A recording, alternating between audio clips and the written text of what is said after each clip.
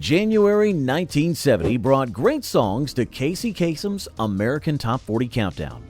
Get ready to relive the best songs and the stories behind those songs you never knew. R.B. Greaves burst onto the music scene with Take a Letter Maria, which peaked at number 2 on Billboard's Top 40 Countdown with Casey Kasem. Born Ronald Bertram Greaves III in 1943, he was the nephew of the legendary Sam Cooke and grew up on a Seminole reservation. So take a letter, Maria, address it to my wife. The song's success came with controversy, as its lyrics about divorce and secretarial relationships sparked debate about workplace dynamics in 1970. Today, many don't realize that Take a Letter Maria was actually R.B. Greaves' only major hit. After his music career, he moved to Los Angeles and worked in electronics until his death in 2012. Despite the song's success, Greaves struggled with the music industry's expectations and chose to just simply step away from the spotlight. What makes this song particularly interesting is that Greaves recorded it in just one take at Muscle Shoals Sound Studio. The backing vocals were performed by the Sweet Inspirations, who also sang backup for Elvis Presley and Aretha Franklin. The Guess Who rocked the charts with Undone, reaching number 22 on Casey Kasem's Countdown. The Canadian band formed in Winnipeg in 1962 and gained notoriety when they refused to play at the White House in 1970 because of First Lady Pat Nixon's stance on the Vietnam War. She's come undone. She didn't know what she was saying. Lead singer Burton Cummings' distinctive voice set them apart from other rock bands of the era. The band's journey wasn't always smooth sailing. Original guitarist Randy Bachman left the group due to conflicts over lifestyle choices. He had become a Mormon and disapproved of the band's partying ways. Today, various incarnations of the Guess Who continue to tour, though without Cummings or Bachman. Here's something unexpected. Undone was originally written as a jazz instrumental. The lyrics were added last minute when the record company insisted on vocals. The haunting flute solo was performed by a session musician who was actually battling a severe cold that day. Hey friends, if you're enjoying these songs and their stories, please take a moment to hit that like button and subscribe. Share your own memories of these songs in the comments below. Did you ever see these bands live? What memories do these songs bring back? Billy Joe Royal's Cherry Hill Park climbed to number 15 on Billboard's Top 40. Royal started performing in Georgia clubs at age 14 and became known for his distinctive high tenor voice. Hill used to hang out in Cherry Hill Park. His career took an interesting turn when he was banned from several radio stations for the song's suggestive lyrics about a girl who knew how to park. Despite the controversy, Royal successfully transitioned to country music in the 1980s. He continued performing until his death in 2015, maintaining a loyal fan base across both pop and country genres. His influence on both musical styles often goes unrecognized in music history. Surprisingly, Cherry Hill Park was inspired by a real location, though not the one in New Jersey that most people assume. The song refers to a small park in Georgia where teenagers would gather, much to the dismay of local authorities. The Cufflinks scored with When Julie Comes Around, reaching number 11 on Casey Kasem's Countdown.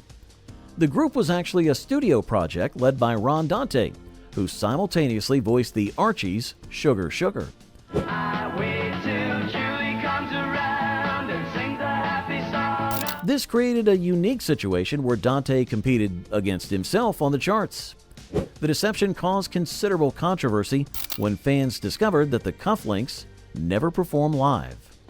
Dante eventually focused on producing, working with Barry Manilow and other artists.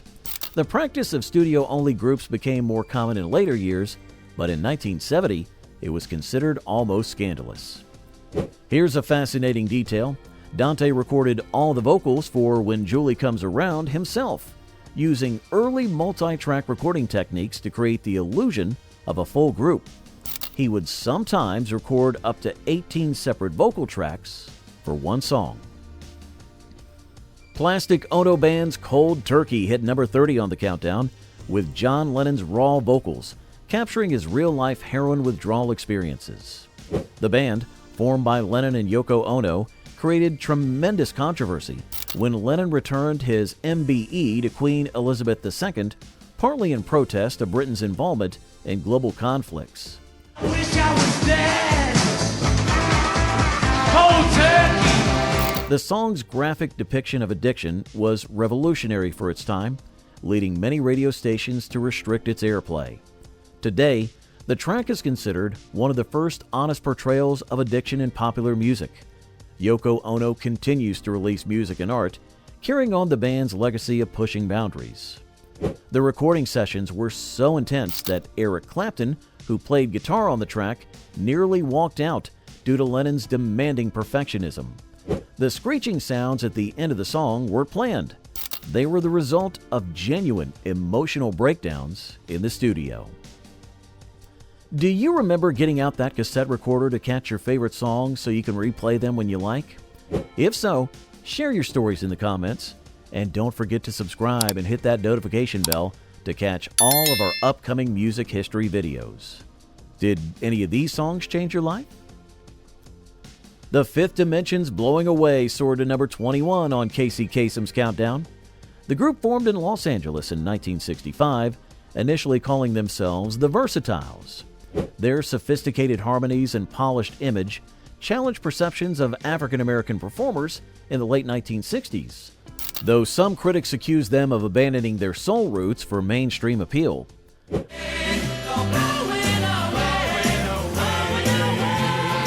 The group's trajectory changed dramatically when they signed with Soul City Records, owned by Johnny Rivers. By 1970, they had established themselves as one of the most commercially successful vocal groups of the era. Today, Florence LaRue continues to perform with a new lineup of the Fifth Dimension, keeping their legacy alive. Few people know that Blowing Away was written by Laura Nyro, who also penned their hits Wedding Bell Blues and Stone Soul Picnic. The group actually recorded the song twice, with the first version being scrapped due to technical issues. Wilbert Harrison's Let's Work Together climbed to number 32 on the top 40. Harrison, a rhythm and blues singer from Charlotte, North Carolina, had his first hit in 1959 with Kansas City. Get on the floor and work together. The song's message of unity resonated during a politically charged time, though Harrison faced significant challenges in the segregated music industry. After this hit, Harrison largely disappeared from the mainstream music scene, though he continued performing in small clubs until his death in 1994. His influence can be heard in countless blues and rock artists who covered his songs, including Canned Heat's version of Let's Work Together. Here's an interesting tidbit. Harrison recorded the entire song playing all instruments himself through overdubbing, including drums, guitar, harmonica, and keyboard. This was a rare feat in 1970, predating the one-man band recording techniques that became common decades later. Engelbert Humperdinck's Winter World of Love reached number 16 on Billboard's countdown.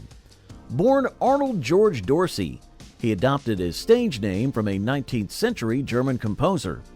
The name change sparked controversy, with the original composer's fans accusing him of disrespecting classical music heritage. We'll find a winter world of love, 'cause Humperdinck continues to perform and record today, maintaining a dedicated following well into his 80s.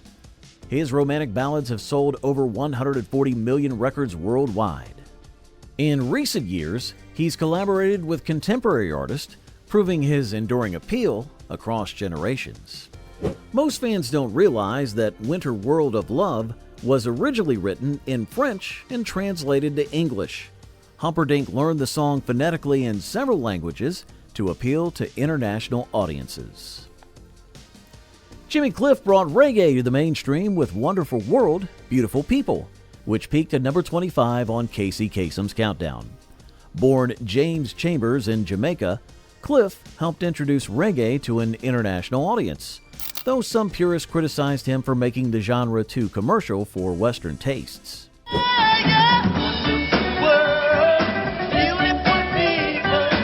Still active in music today, Cliff was inducted into the Rock and Roll Hall of Fame in 2010. He continues to advocate for social justice through his music, maintaining the conscious messaging that characterized early reggae. His influence on both reggae and rock music is immeasurable. A lesser-known fact, the song was recorded during a power outage in Jamaica, with the studio running on emergency generators. The resulting tape hiss actually added to the track's unique sound. And Jay and the Americans closed out our list with Walking in the Rain, reaching number 19 on the countdown. The group formed in New York in 1960 and went through several lineup changes, including 3 different Jays. They famously opened for the Beatles during their first U.S. tour, though tensions arose when they criticized the British invasion's impact on American rock and roll.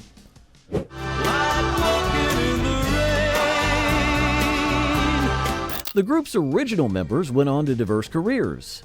Kenny Vance became a music supervisor for film and television, while Sandy Dean went into artist management. They reunited several times over the years, maintaining their distinctive sound that bridged the gap between doo-wop and rock. What many don't know is that Walkin' in the Rain was recorded in an actual rainstorm.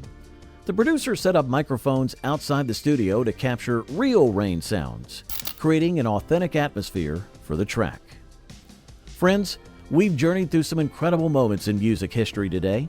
If you enjoyed these stories, make sure to subscribe to our channel for more deep dives into music history. Share your own memories in the comments below, and don't forget to hit that like button. Remember, every song has a story, and your memories are part of that history. See you next time for more musical adventures from the years that shaped our lives.